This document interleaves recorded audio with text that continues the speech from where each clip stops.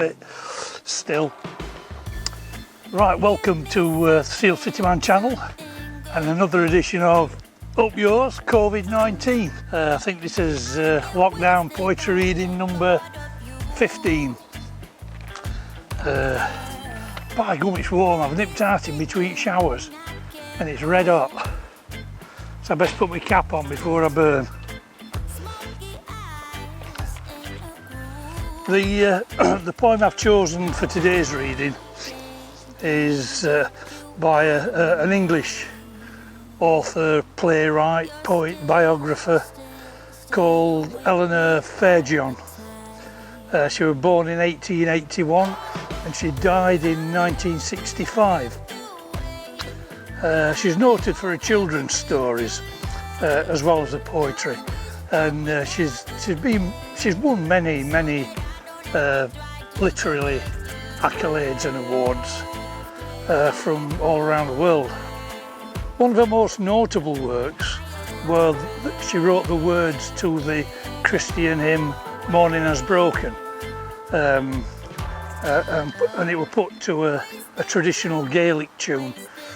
And Cat Stevens included it on his 1971 album Teaser and the Firecat.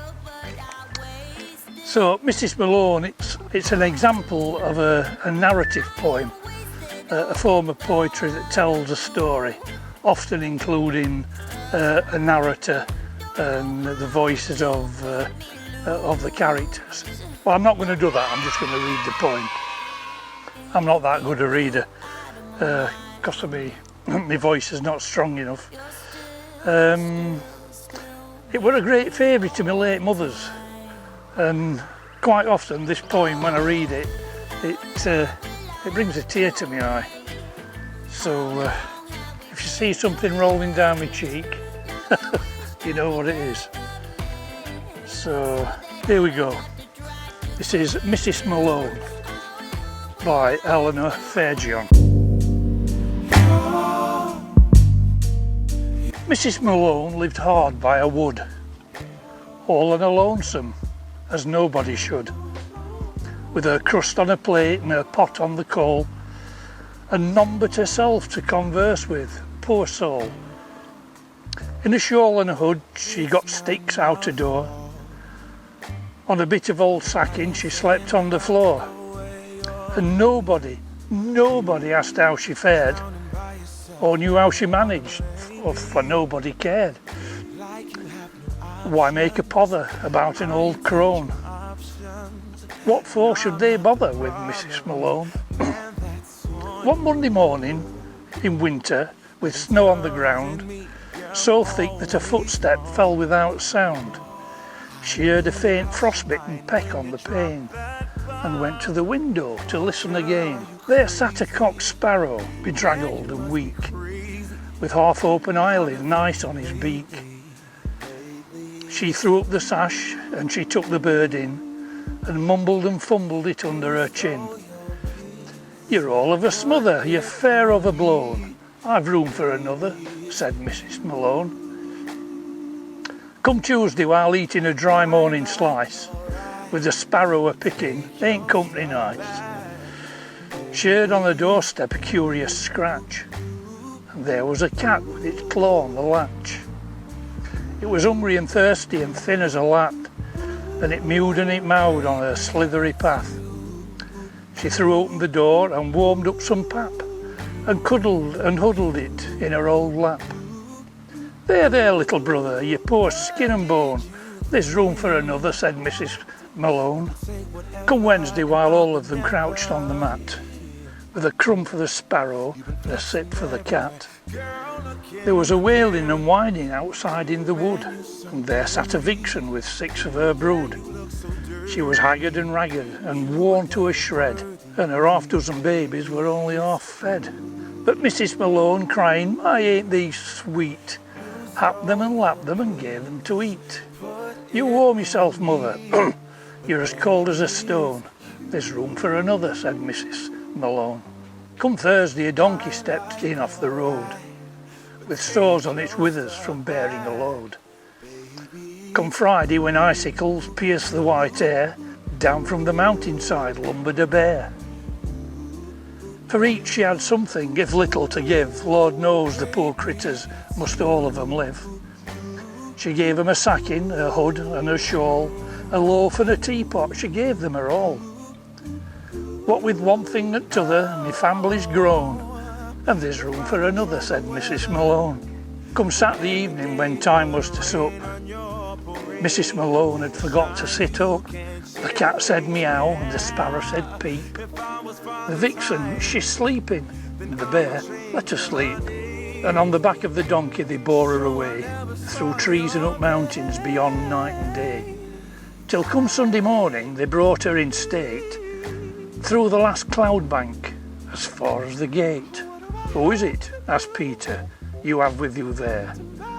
And donkey and sparrow, cat, vixen and bear exclaimed, do you tell us up here she's unknown? It's our mother, God bless us, it's Mrs. Malone, whose havings were few and whose holdings were small, and whose heart was so big it had room for us all. Then Mrs. Malone of a sudden awoke. She rubbed her two eyeballs. And what do I see? My dear, let's turn back. This ain't no place for me. But Peter said, Mother, go into the throne. There's room for another one, Mrs. Malone. Oh, that's me springing brick. That's me heart. It's a lovely little poem, that. And I can understand why my mum liked it so much, because my mum were a Mrs. Malone. She'd give her last halfpenny to anybody. So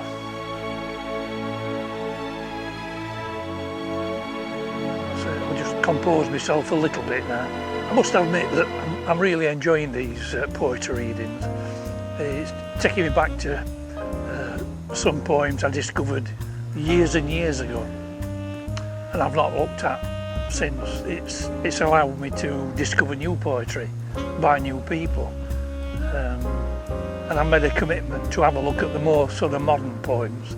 I suppose you could call rappers poets, really. Not everybody's a gangster rapper. There are some kind of modern metered type poets around. Brings me to mind of a band a group in the 60s, three fellas from Liverpool called The Scaffold. One of their endearing pop hits was Lily the Pink, but they also did a lot of spoken poetry, which were a big interest to me at the time, but it weren't particularly cool to like poetry.